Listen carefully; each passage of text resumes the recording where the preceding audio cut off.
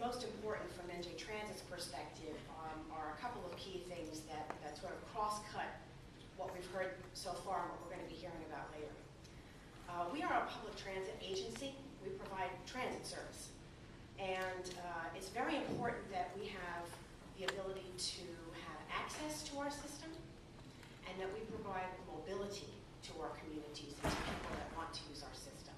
And believe it or not, we don't control access to every place that we have transit, and sometimes our mobility is inhibited by a variety of different things. So I think that access and mobility for all, whether it's in the just and beautiful city of Orange of the future or anywhere in New Jersey, is really important. It will be important to everybody in the room, and it will be important to everybody that we're working for. You can't get to a job or get to health care or get to visit your mother if you don't have the ability to move, whether it's walking, driving, taking one of my buses, taking a train, or making multiple trips on the transit system, which many of our riders currently do.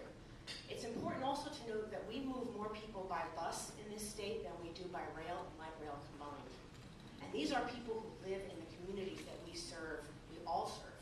These are people that live in Orange and East Orange and Newark that don't own a car and never will, whether it's by choice or by situation.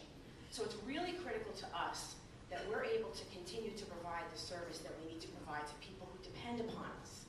And I think that, for us, is the underpinning for everything that we're going to talk about today.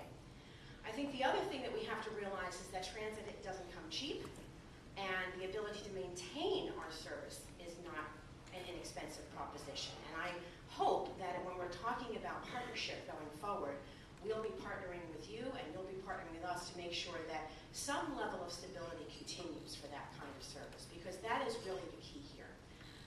We want to provide the service, and we're able to do it with what we've got right now, but who knows what the future holds. And I know that you're all feeling the same way about your own program, so we're all in the same boat, whether on the government side or the community provision side. The other thing I think that transit is focusing on now is sort of customer service. And you would think that we would focus on that all the time, which we try to. But we're trying to hold ourselves to a higher standard, and we're asking our customers to score our performance. And I would say that in some instances we've not done very well.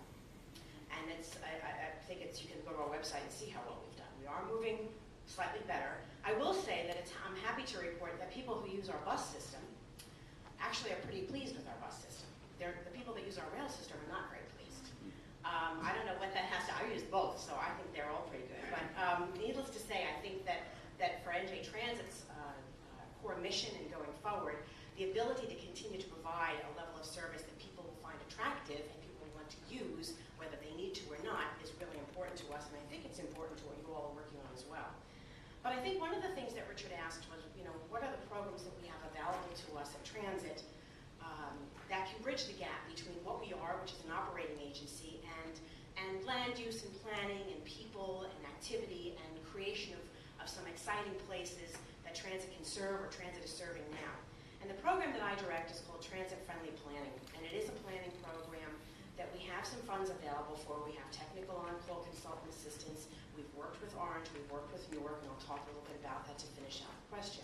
But it's real important that we're looking for projects and partnerships that we can advance that actually bring light, shine light on transit as an important economic factor. It's not the only economic factor. When the market crashed and the real estate market went south, transit ridership went down, folks.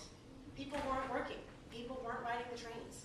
We're just coming back now to the level of service and the level of ridership we had more than 5 years ago. So everybody is sort of taking a step and emerging up and poking their head out of the hole and saying, okay, maybe we can continue. It'll be a different world, absolutely. But I think that our role has to be that bridge, getting people to get to the jobs wherever they may be, and they may not be exactly where they were before. They may hopefully very well be in the city of Newark, or the city of Trenton, or the city of Camden, or the city of Patterson, as well as in the city of New York and the city of Philadelphia.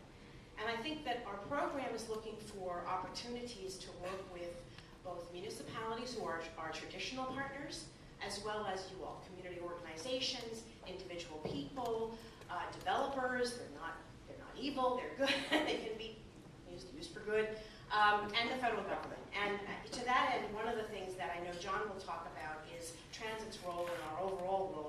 in the North Jersey Sustainable Communities Consortium. It's pretty exciting that NJ Transit is part of that consortium. We're very interested in moving forward on some local projects that we'd like to work on within that construct. It's going to inform the planning process. I'll stop there because I think there's lots more to talk about, but I just want to say